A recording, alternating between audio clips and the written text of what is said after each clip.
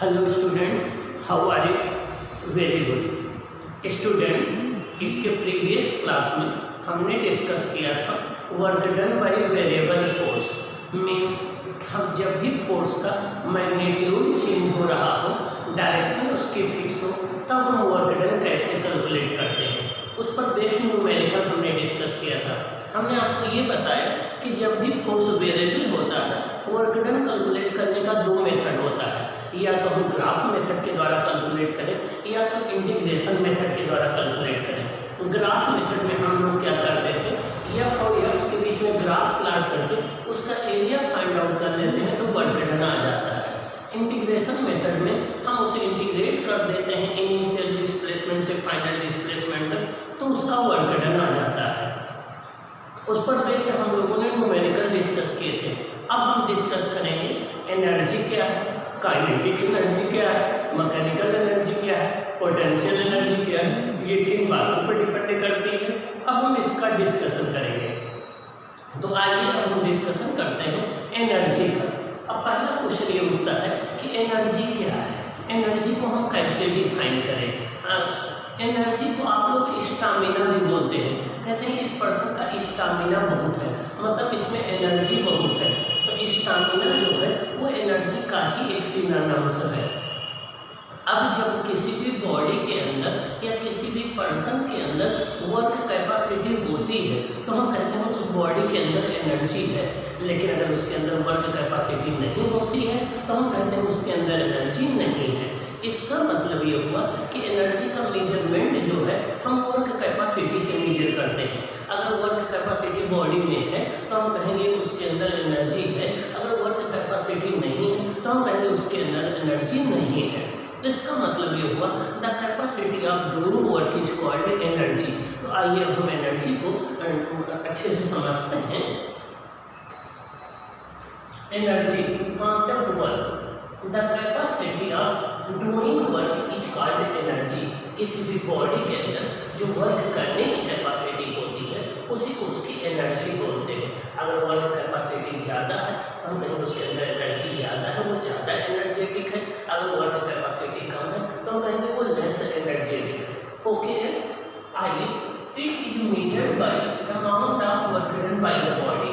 कोई भी बॉडी जितना वर्क डन कर सकती है वो उसके एनर्जी का मेजरमेंट होता है। अगर वर्क डन ज़्यादा करती है इसका मतलब उसके अंदर एनर्जी ज़्यादा है, अगर वर्क डन कम कर सकती है इसका मतलब उसके अंदर एनर्जी कम है। It's SI unit is joule. Energy की एसआई यूनिट क्या होती है? जूल। एनर्जी की डायमेंशन वही होती है जो वर्क डन की डायमेंशन है। एनर्जी की डायमेंशन वही होती है जो वर्क डन की डायमेंशन है। ml square t minus 2, ml square t minus 2 ये एक स्केलर क्वांटिटी है। क्या है? स्केलर क्वांटिटी है। और सीजीएस यूनिट इसकी क्या होती है? Erg. 1 joule equal to 10 to the power 7 erg. और कुछ अदर भी प्रैक्टिकल यूनिट हम लोग यूज करते हैं। अदर प्रैक्टिकल यूनिट में इलेक्ट्रॉन वोल्ट है, किलोवाट आवर है, ये हम यूज करते हैं। 1 इलेक्ट्रॉन वोल्ट होता है 1.6 × 10 to the power minus 19 joule. 1 kilowatt hour होता है 3.6 × 10 टू द पावर 6 जूल। और कैलोरी में भी हम लोग हीट एनर्जी को मेजर करते हैं। 1 कैलोरी इक्वल टू 4.18 जूल या 4.2 जूल और 1 जूल इक्वल टू 0.24 कैलोरी। आइए अब हम मैकेनिकल एनर्जी की बात करते हैं। तो एनर्जी डिफरेंट टाइप की होती है जिसमें हम एक मैकेनिकल एनर्जी की बात करेंगे। तो जैसा नाम से ही क्लियर है, मैकेनिकल एनर्जी। तो किसी भी बॉडी में किसी भी मैकेनिकल मेथड से जो एनर्जी प्रोड्यूस की जाती है उसे हम मैकेनिकल एनर्जी कहते हैं। इसमें दो एनर्जी इंक्लूड होती है, एक काइनेटिक एनर्जी और एक पोटेंशियल एनर्जी। एक काइनेटिक एनर्जी, एक potential energy. The energy produced by mechanical method is called mechanical energy. जहाँ कहीं भी हम मैकेनिकल मेथड से कोई एनर्जी प्रोड्यूस करते हैं तो उसे हम मैकेनिकल एनर्जी बोलते हैं। इसमें कौन कौन सी दो एनर्जी आती हैं? एक काइनेटिक एनर्जी, एक पोटेंशियल एनर्जी। एक काइनेटिक एनर्जी, एक पोटेंशियल एनर्जी। काइनेटिक एनर्जी को हम लोग K से डिनोट करते हैं, पोटेंशियल एनर्जी को U से डिनोट करते हैं। अब हम देखेंगे कि काइनेटिक एनर्जी क्या है। जब भी कोई बॉडी मोशन में होती है तो उसके अंदर वर्क कैपेसिटी ज़्यादा होती है, और जब बॉडी रेस्ट में होती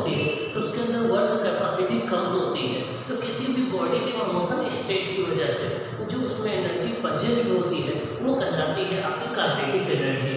आइए देखें, the energy present by the body due to its motion is called the kinetic energy. किसी भी बॉडी के द्वारा अपनी मोशन स्टेट की वजह से उसके अंदर जो एनर्जी प्रेजेंट होती है वो काइनेटिक एनर्जी कहलाती है।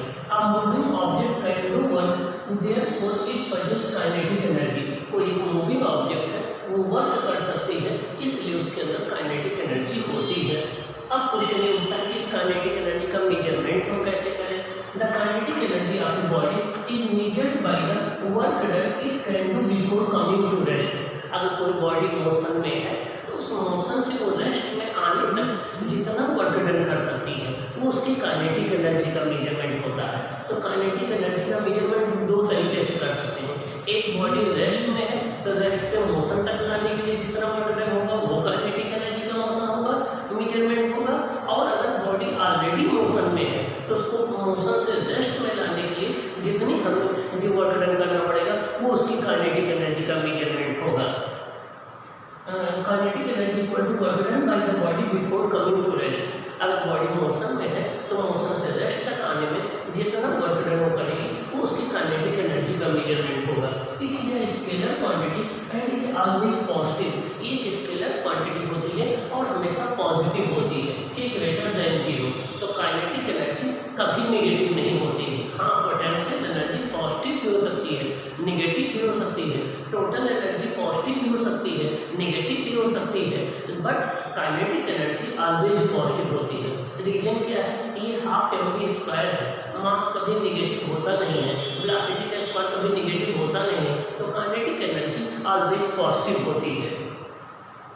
Expression for kinetic energy. अब हम काइनेटिक एनर्जी का एक्सप्रेशन डिराइव करेंगे कि काइनेटिक एनर्जी का एक्सप्रेशन कैसे हम डिराइव करें। इसके लिए हम कॉन्सेप्ट ये यूज करेंगे कि कोई बॉडी मोशन में है, कोई बॉडी ऑलरेडी मोशन में है, अब उसको रेस्ट में लाने के लिए कितना वर्क डन करेगा उस वर्क डन को हम कैलकुलेट करेंगे, वही वर्क डन उसकी काइनेटिक एनर्जी का मेजरमेंट होगा। तो आइए हम देखें, kinetic energy of the body can be calculated by number of either by work done that the body can do before coming to rest. अगर बॉडी मोशन में है तो रेस्ट में आने से पहले जितना वो वर्क डन करेगी उसके मेजरमेंट के द्वारा हम उसकी काइनेटिक एनर्जी कैलकुलेट कर सकते हैं। आप by calculating work done to move the body from rest to provide the velocity. कोई बॉडी में रेस्ट से है तो उसको मोशन में लाने के लिए जितना वर्क डन करेगा वो भी उसकी काइनेटिक एनर्जी का मेजरमेंट होगा। तो आइए देखें हम कैसे कैलकुलेट करेंगे। ये कोई बॉडी है, ये कोई बॉडी है, इसका मास m है, ये कोई बॉडी है, इसका मास m है, ये इनिशियल वेलोसिटी u से मूव कर रही है, पॉइंट A पर है। अब हम चाहते हैं कि ये बॉडी रेस्ट में आ जाए तो हम इस पर एक फोर्स F अप्लाई कर रहे हैं। यस डिस्प्लेसमेंट के बाद पॉइंट B पर ये बॉडी रेस्ट में आ गई, यस डिस्प्लेसमेंट के बाद पॉइंट B पर ये बॉडी रेस्ट में आ गई। तो अब जितना वर्क डन करना पड़ेगा एक्सटर्नल एजेंट को वही इसकी काइनेटिक एनर्जी का मेजरमेंट होगा। तो kinetic energy equal to work done equal to force into displacement.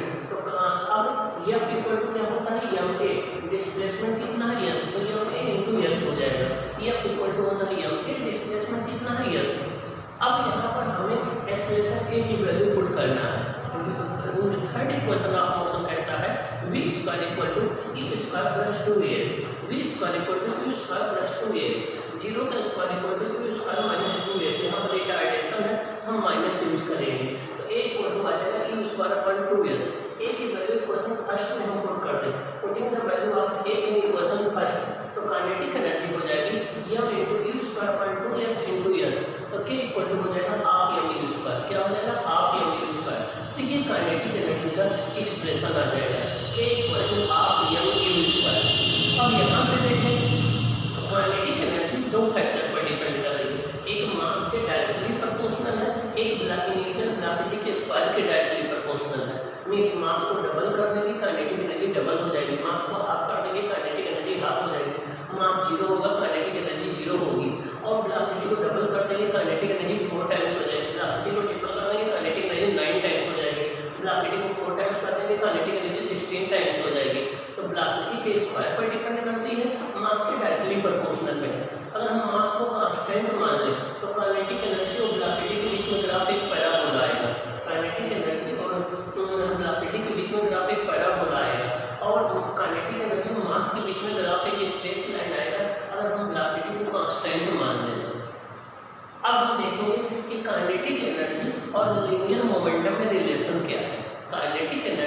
और लीनियर मोमेंटम में रिलेशन क्या है। तो देखिए linear momentum P equal to होता है m into v. Linear momentum P equal to होता है m इंटू बी, जहाँ m मास है, v वेलोसिटी है। v p स्क्वायर इक्वल हो जाएगा mv होल स्क्वायर, तो जाएगा m इंटू mv स्क्वायर, तो जाएगा m into mv square upon 2 into 2, m into mv square upon 2 into 2, तो p स्क्वायर इक्वल हो जाएगा 2m into mv square upon 2, तो p square equal to 2m into k, तो p equal to square root 2mk, तो k equal to p square upon 2m, k equal to p square upon 2m। ये kinetic energy और momentum में relation होता है, ये kinetic energy और momentum में रिलेशन होता है। तो p equal to square root 2m k, चाहे आप इसको मायने में रखें या k equal to p square upon 2m, k equal to p square upon 2m, तो k जो है p स्क्वायर के डायरेक्टली प्रोपोर्शनल में है, m के इनवर्सली प्रोपोर्शनल में है। तो ये काइनेटिक एनर्जी और मोमेंटम में रिलेशन है। अब हम देखेंगे कि काइनेटिक एनर्जी और मोमेंटम में रिलेशन पर बेस्ड न्यूमेरिकल क्या क्या बन सकते हैं, इससे क्वेश्चन कौन कौन से आएंगे उनका हम डिस्कशन करेंगे और उनके थ्रू आपकी ये कॉन्सेप्ट और क्लियर होगी। ओके, आइए हम देखते हैं न्यूमेरिकल कौन कौन से बनेंगे।